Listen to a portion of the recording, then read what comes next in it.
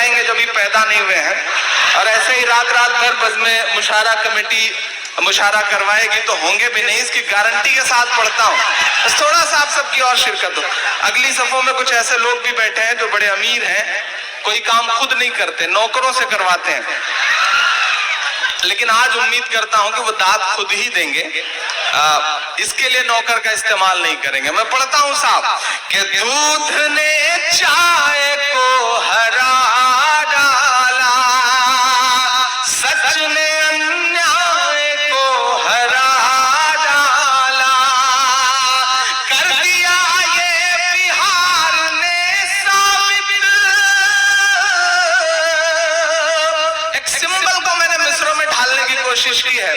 कर दिया ये बिहार ने साबित, भैंस ने गाय को हरा डाला, भैंस ने गाय को हरा डाला, सच ने अन्याय को हरा डाला। बहुत शुक्रिया। देखिए हम शायरों की जिम्मेदारी है, सामने बैठे हुए सियासत के लोग ये न सोचें कि हम उन्हें निशाना बना रहे हैं, ये हमारी जिम्मेदारी है। आपके बिहार से एक बहुत बड़े राष्ट्र कवि हुआ करते थे, रामधारी सिंह दिनकर जी। देश के पहले प्रधानमंत्री पंडित जवाहरलाल नेहरू जी के साथ वो सदन की सीढ़ियों से उतर रहे थे। एकाएक नेहरू जी का पांव लड़खड़ाया, नेहरू जी गिरने को हुए कि दिनकर जी ने उनका हाथ थाम लिया। तो नेहरू जी ने कहा, दिनकर जी आपका शुक्रिया, आपने मुझे गिरने से बचा लिया। तो दिनकर जी के जवाब को हम तमाम कलमकारों का जवाब समझा जाए। दिनकर जी ने कहा कि नेहरू जी, इस देश की सियासत के कदम जब जब लड़खड़ाएंगे, साहित्य और अदब उसे हमेशा सहारा देगा। ये हमारी जिम्मेदारी है कि हम बोलें। बहुत कम जगहें बची हैं जहां पर सच सुनने को मिलेगा। इस देश में मीडिया ने भी अपने पक्ष गढ़ लिए हैं, अपनी विचारधाराएं गढ़ ली हैं। ये मंचों के ही लोग हैं। मैं तो बिहार आता हूं तो मुझे बागों में बहार है पूछने का मन करता है। ये रवीश कुमार साहब का बिहार है, इसलिए और इसे सलाम करने का मन करता है। मैं आपके बीच खड़ा हूं, आप बहुत अच्छा सुन रहे हैं, बस इसी तरह सुनते रहें, क्योंकि आपकी तालियां, आपकी दाद हमारे लिए वैसे ही है जैसे अमर सिंह के लिए जया प्रदा। तो थोड़ा सा ठीक ठाक ढंग से बजती रहेंगे तो मैं कोशिश करूंगा कि आपको और अच्छा सुना सकूं। शंकर साहब बहुत अच्छी निजामत कर रहे हैं, बहुत अच्छा पढ़ा, और क्या खूबसूरत नाते पाक उन्होंने पढ़ी है। उन्हें मुबारकबाद। आखिरी शेर तो बहुत ही कमाल का था, उन्हें बहुत सारी मुबारकबाद, लेकिन मेरा बैठे बैठे मन हुआ कि मैं 4 मिसरे उनके लिए बतौर दुआइया पढ़ूं। वो इतनी सारी दुआ अपने लिए पढ़ रहे थे और आखिर में उन्होंने कहा कि जन्नत देखने की ख्वाहिश नहीं है, बस मदीना देख लूं। उन्हें मुबारकबाद, वो इस देश की कौमी यकजहती को आगे बढ़ाने का काम कर रहे हैं। मैं 4 मिसरे पढ़ता हूं साहब उनके लिए बतौर दुआइया कि दुश्वारियां जितनी भी हैं आसान बना दे। उनका नाम ही अपने आप में बहुत खूबसूरत है। दुश्वारियां जितनी भी हैं आसान बना दे, वो देवता है वो तुझे इंसान बना दे। तू देवता है वो तुझे इंसान बना दे। शंकर के लिए दिल से यही है मेरी दुआ, यही है मेरी दुआ। अब एक शख्स का हाथ खुले अगले मिसरे पे कि शंकर के लिए दिल से यही है मेरी दुआ, अल्लाह इन्हें साहिब ईमान बना दे, अल्लाह इन्हें साहिब ईमान बना दे। दुश्वारियां जितनी भी हैं आसान बना दे। बहुत शुक्रिया। पीछे हमारे जो तमाम साथी बैठे हैं, बहुत बड़े बुजुर्ग जी, रुषा जी ने सबकी तरफ से आमीन कहा है।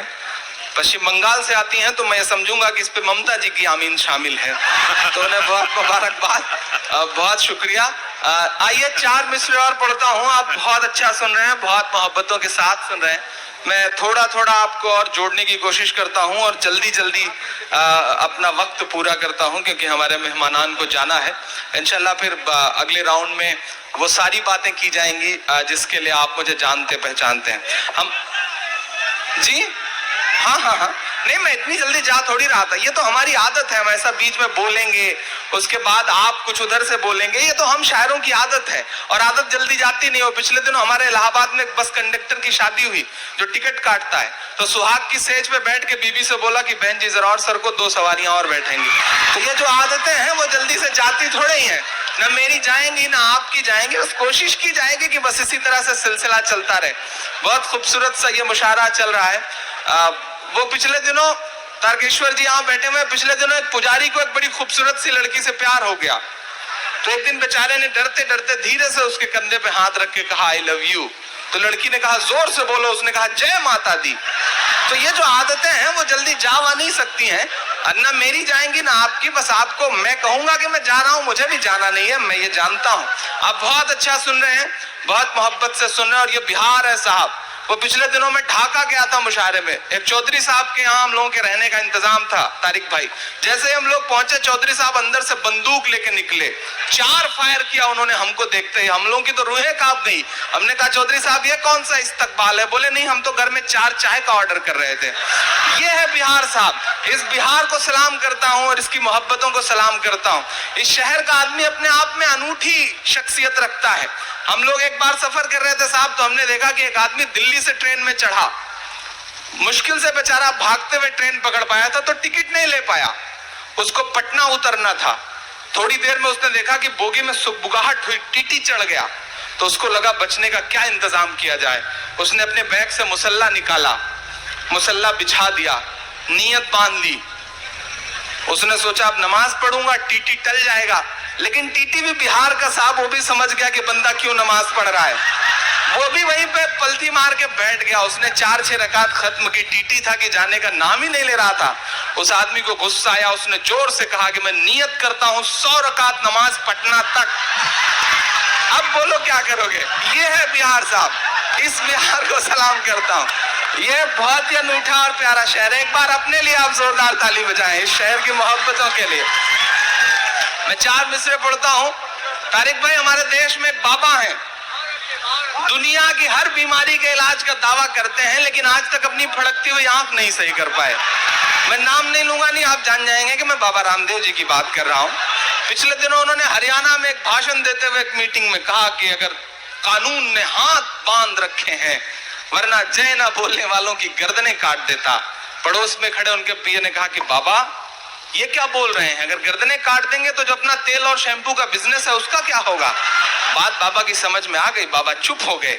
लेकिन मेरी जिम्मेदारी वहीं से शुरू हुई। मैंने 4 मिसरे कहे, आपको सुनाता हूं और दुआएं मांगता हूं आपसे। ये जो नफरत के सबब उठी थी वो ललकार किसकी थी? जो नफरत के सबब उठी थी वो ललकार किसकी थी? हमारे खून को प्यासी थी वो तलवार किसकी थी? हमारे खून को प्यासी थी वो तलवार किसकी थी? हमारी गर्दनें मत काटिए, बस ये बता दीजिए। हमारी गर्दनें मत काटिए, बस ये बता दीजिए। जिसे तुम पहन कर भागे थे वो सलवार किसकी थी? जिसे तुम पहन कर भागे थे वो सलवार किसकी थी? और पुराने हाल से बदतर सभी का हाल कर डाला, कभी कश्मीर कर डाला, कभी भोपाल कर डाला।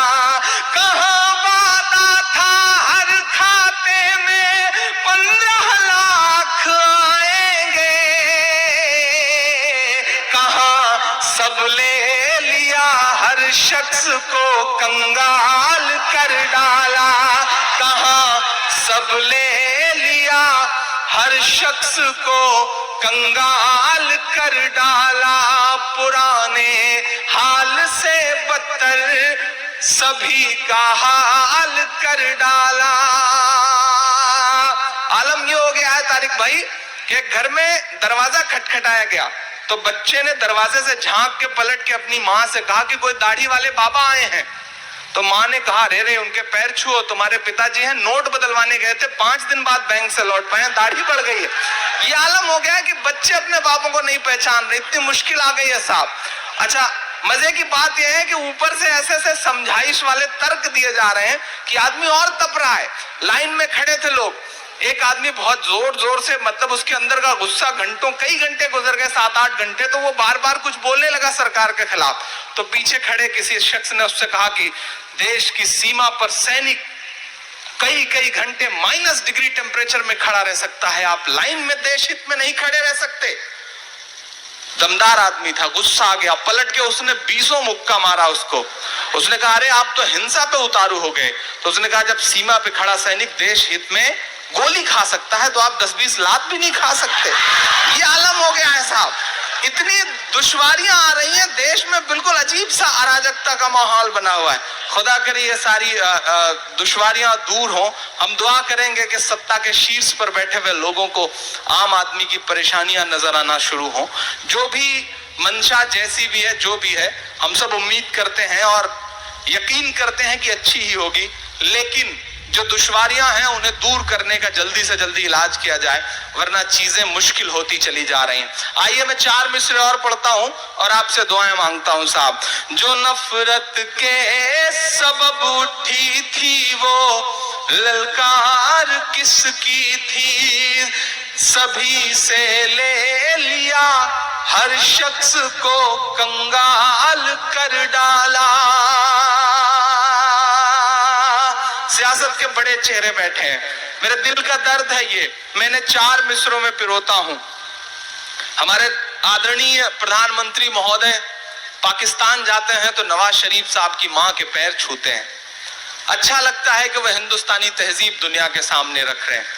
वो अमेरिका जाते हैं तो फेसबुक के ऑफिस में जा करके अपनी मां को याद करके रोते हैं। अच्छा लगता है कि वह हिंदुस्तानी तहजीब दुनिया के सामने रख रहे हैं। लेकिन कभी कभी लगता है कि उनसे कहा जाए कि आदरणीय प्रधानमंत्री जी, देश में माएं और भी हैं। मैं 4 मिसरे पढ़ता हूं, आप पहुंचिएगा एक शायर, एक कलमकार के दर्द तक तो मेरा साथ दीजिएगा।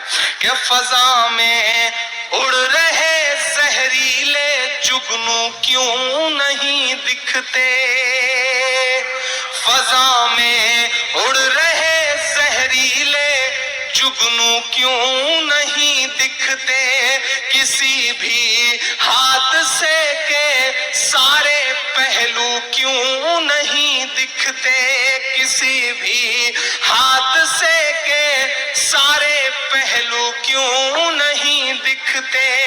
जो माँ को याद कर परदेस में आंसू बहाते हैं,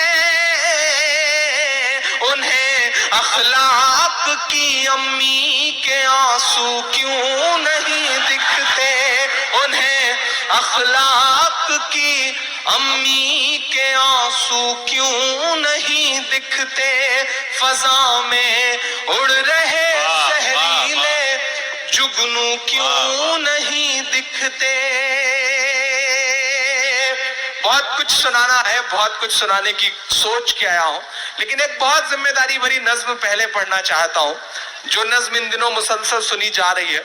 मैं 4-5 दिन में YouTube पे उसे मेरे चैनल पे तकरीबन 5 लाख से ज्यादा लोगों ने देखा। मैं वो एक नज्म आपको सुनाता हूं, चूंकि एक माँ के आंसुओं का जिक्र आया है, एक माँ के आंसुओं को दर्द में ढाला गया है, तो मैं एक नज्म आपको सुनाता हूं साहब।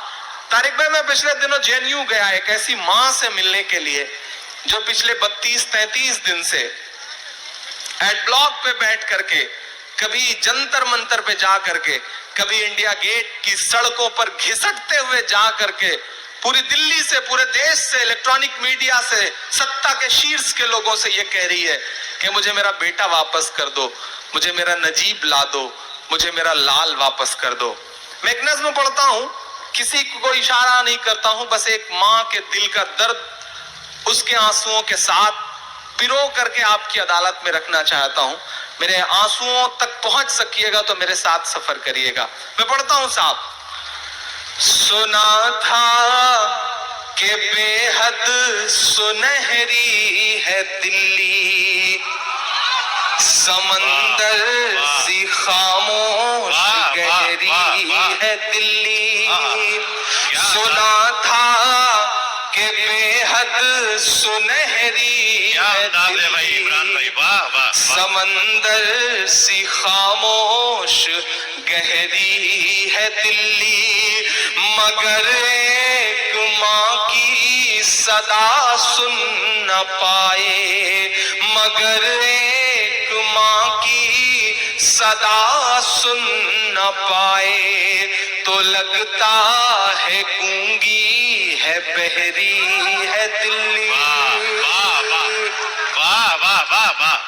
میں مل کے آیا تو میں یہ سوچ رہا تھا مسلسل اس ماں سے مل کے لوٹنے وقت تک کہ اگر اس ماں کی جگہ میری امی ہوتی تو، اگر نجیب کی جگہ عمران ہوتا تو، اگر نجیب کی جگہ کوئی راجیش ہوتا تو، اگر نجیب کی جگہ کوئی انل ہوتا تو، یا نجیب کی جگہ آپ ہوتے اور اس ماں کی جگہ آپ کی ماں ہوتی تو، آخر کون سا ہندوستان بنایا جا رہا ہے، کون سا ملک بنایا جا رہا ہے. میں بہت رویا تھا اس ماں سے مل کر کے لوٹنے کے بعد. پوری نظم آنسوؤں میں بھیگی ہوئی ایک نظم ہے. میں آپ کی عدالت میں رکھتا ہوں، آپ پہنچ سکیے گا تو مجھے لگے گا کہ میرے آنسو ضائع نہیں ہوئے ہیں. پڑھتا ہوں صاحب. سنا تھا کہ بے حد سنہری ہے دلی، سمندر سی خاموش گہری ہے دلی، مگر ایک ماں کی صدا سن نہ پائے، تو لگتا ہے گونگی ہے بہری ہے دلی.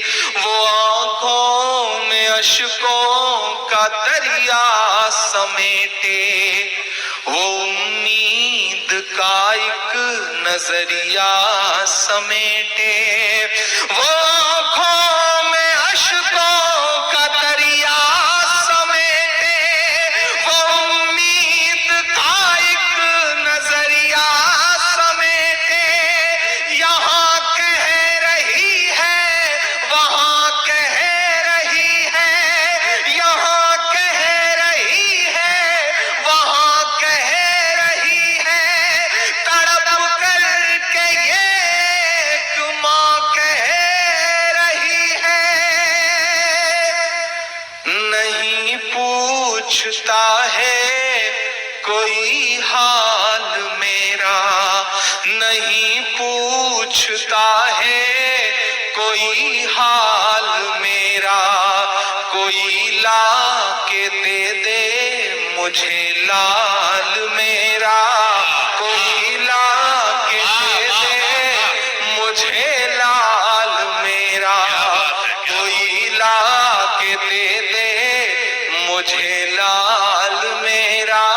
سنا تھا کہ بے حد سنہری ہے دلی، سمندر سی خاموش گہری ہے دلی، مگر ایک ماں کی صدا سن نہ پائے، تو لگتا ہے گونگی ہے بہری ہے دلی. وہ آنکھوں میں اشکوں کا دریا سمیٹے، وہ امید کا ایک نظریہ سمیٹے.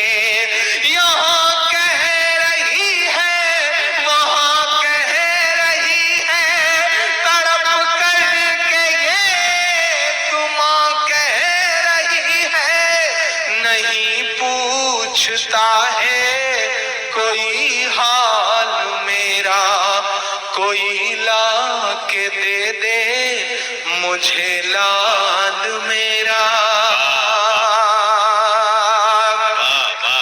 پہلا بند پڑھتا ہوں اس نظم کا صاحب. کہ اسے لے کے واپس چلی جاؤں گی میں، پلٹ کر کبھی پھر نہیں آؤں گی میں.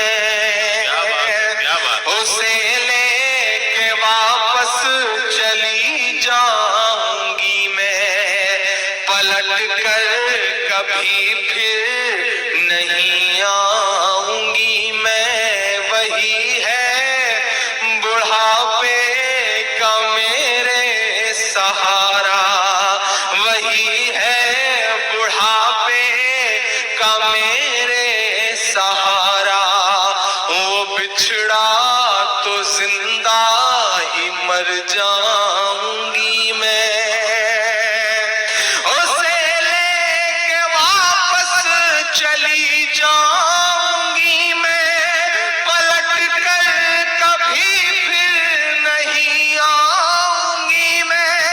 वही है बुढ़ापे का मेरे सहारा, वो बिछड़ा तो जिंदा ही मर जाऊंगी मैं।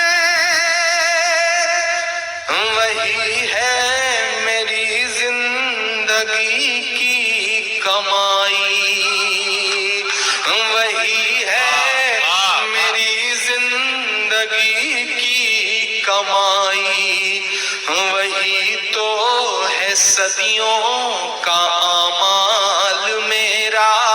कोई ला के दे दे मुझे लाल मेरा, कोई ला के दे दे मुझे लाल मेरा। आखिरी बंद पढ़ता हूं इस नज्म का साहब। या मेरी सामने, मेरी आंखों के सामने बड़ी तादाद में मुसलमान दोस्त बैठे हैं। मैं आपके सामने एक बहुत जिम्मेदारी भरी बात कहना चाहता हूं।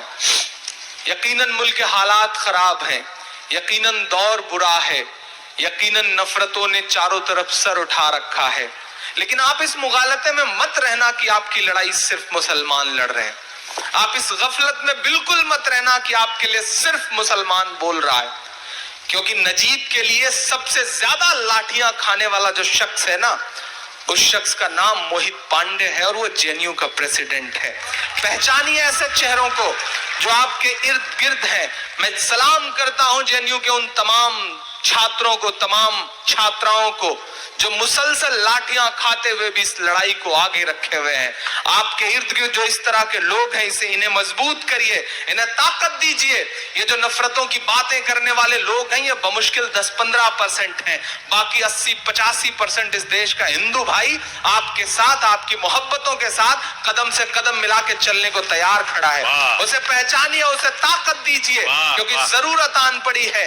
ये दौर बुरा है यकीनन, लेकिन आप ही की जिम्मेदारी है कि आप इसे बेहतर भी करेंगे। आप कितना भी सांप्रदायिकता की बातें करने वाले जो आपके आसपास लोग हैं, वो आवाजें बुलंद बोलें, आवाज ऊंची करके बोलें, लेकिन आपकी भी जिम्मेदारी बनती है कि मायूस मत होइए। मायूसी कुफ्र है। डूबते हुए सूरज को देख करके लोग अपना दरवाजा बंद कर लेते हैं। मुस्कुराइए, आवाज उठाइए, बोलिए। जो वक्त को नहीं पहचानते, वक्त उनसे बहुत बड़ा इम्तिहान लेता है। बिहार वालों, जिन अंग्रेजों की हुकूमत में कभी सूरज नहीं डूबता था, वो वक्त नहीं पहचान सके शायद, तो आज उनके राजाओं के कपड़े बैंड बाजे वाले पहनते हैं। वक्त को पहचानो, वक्त से आंख मिलाओ। इस तरह की जो भी ताकतें हैं आपके इर्द गिर्द, उन्हें मजबूत करो। आपको याद होगा, इंसाफ बचाने की आखिरी उम्मीद लेकर के रात के 2:30 बजे सुप्रीम कोर्ट के चौखट पर जो लोग खड़े थे ना, उसमें से एक भी मुसलमान नहीं था, सारे के सारे हिंदू भाई थे। पहचानिए ऐसे लोगों को, मजबूत करिए ऐसे लोगों को। आप गुजरात गुजरात गुजरात चिल्लाते हैं, लेकिन गुजरात के मसले को सच में जिसने अदालत तक ले जाने का काम किया, उसका नाम तीस्ता सी तलवार है और वो कोई मुसलमान नहीं है। पहचानिए ऐसे लोगों को, सैल्यूट। अगर हम इंसाफ के लिए अच्छे अफसर साबित होने की कोशिश करेंगे तो मजहब उसके आड़े कभी नहीं आएगा। ऐसे चेहरों को पहचानिए, सलाम करिए अरुंधति रॉय को, सलाम करिए संजीव भट्ट साहब को, जिन्होंने अपनी आईपीएस की नौकरी ये कहते हुए ठोकर मार दी कि नौकरी रहे या जाए, लेकिन जो सच है वो मैं दुनिया के सामने बोल के रहूंगा। ऐसे लोगों को पहचानिए और मजबूत करिए। ये दौर बुरा है। यहाँ तमाम मीडिया के दोस्त खड़े हैं। पत्रकारिता ने अपने उसूल जिंदा रखे हुए हैं। एलो जर्नलिज्म नहीं आया है, पत्रकारिता उनके अंदर नहीं आई है, वरना दिल्ली जहां की नुमाइंदगी तारिक साहब करते हैं, ये इस बात को बखूबी समझते हैं कि अपने न्यूज रूम में वाई कैटेगरी की सुरक्षा लेकर बैठे हुए जो लोग हैं, उनकी विचारधाराएं क्या हैं, उनके उसूल क्या हैं। 100 करोड़ की फिरौती के नाम पर तिहाड़ से लौटे हुए लोग इस देश को ज्ञान दे रहे हैं।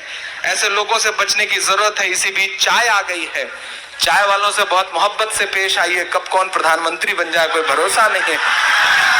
भाई थोड़ी देर बैठ जाइए, بہت اچھا، بہت محبتیں آپ کے. اچھا اس کی بھی بیچارے کی ذمہ داری ہے, اسے پورا کرنا ہے, اس کی ذمہ داری کو بھی سلام. اور بہار کے انسان کو کوئی ذمہ داری دے دی جائے تو وہ اسے کچھ زیادہ ہی محبتوں کے ساتھ پوری کرتا ہے. صاحب میرے ساتھ ایک دوست سفر کر رہے تھے ٹرین میں, طارق بھائی بہار کے تھے, وہ اوپر کی برتھ پر بیٹھ کر کے ہم سے بات چیت کر رہے تھے. نیچے دو لڑکیاں بیٹھ کے آپس میں بات کر رہی تھی, شادی کی بات چلی تو پہلی نے کہا کب شادی کر رہی ہو؟ بولے تلاش رہی ہوں کوئی شوہر مل جائے.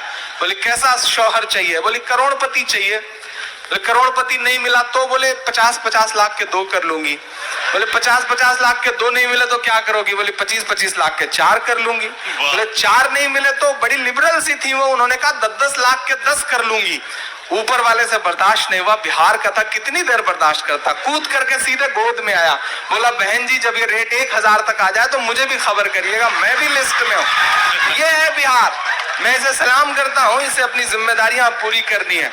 لیکن اس تیور کو سلام کرتے ہوئے ادھر جو لوگ سیڑھیوں پہ بیٹھے ہیں, میں ان کی بھی شرکت ان مصروں میں چاہتا ہوں صاحب.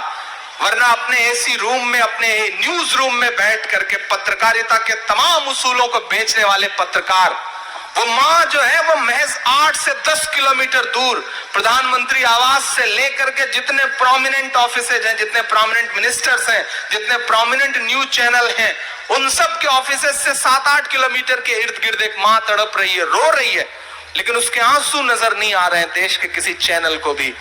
شکریہ رویش کمار کا کہ انہوں نے پرائم ٹائم میں دکھایا ایک دن اس معاملے کو.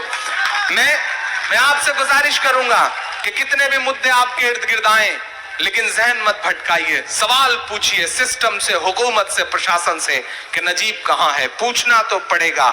میں آخری بند پڑھتا ہوں صاحب.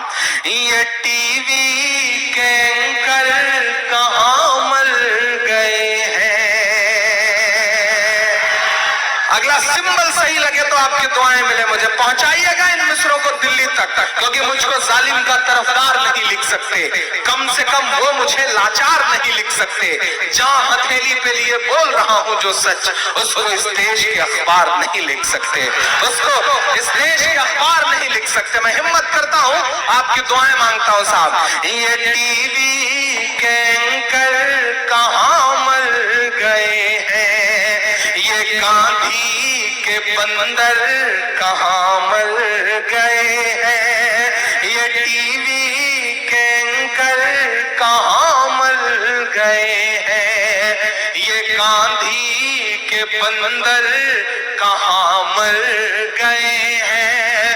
میری چیخ اور میری فریاد کہنا, میری چیخ اور میری فریاد کہنا, یہ مودی سے ایک ماں کی روداد کہنا. میری چیخ اور میری فریاد کہنا, یہ مودی سے ایک ماں کی روداد کہنا. کہیں جھوٹ کی شخصیت بہ نہ جائے, سفر کریے گا میرے ساتھ ان مصروں پہ, کہیں جھوٹ کی شخصیت بہ نہ جائے, یہ نفرت کی دیوار چھت بہ نہ جائے, یہ نفرت کی دیوار چھت بہ نہ جائے. ہے ایک ماں کے اشکوں کا سیلاب صاحب, ہے ایک ماں کے اشکوں کا سیلاب صاحب, کہیں آپ کی سلطنت بہ نہ جائے. اجڑ سا گیا ہے گلستان وطن کا,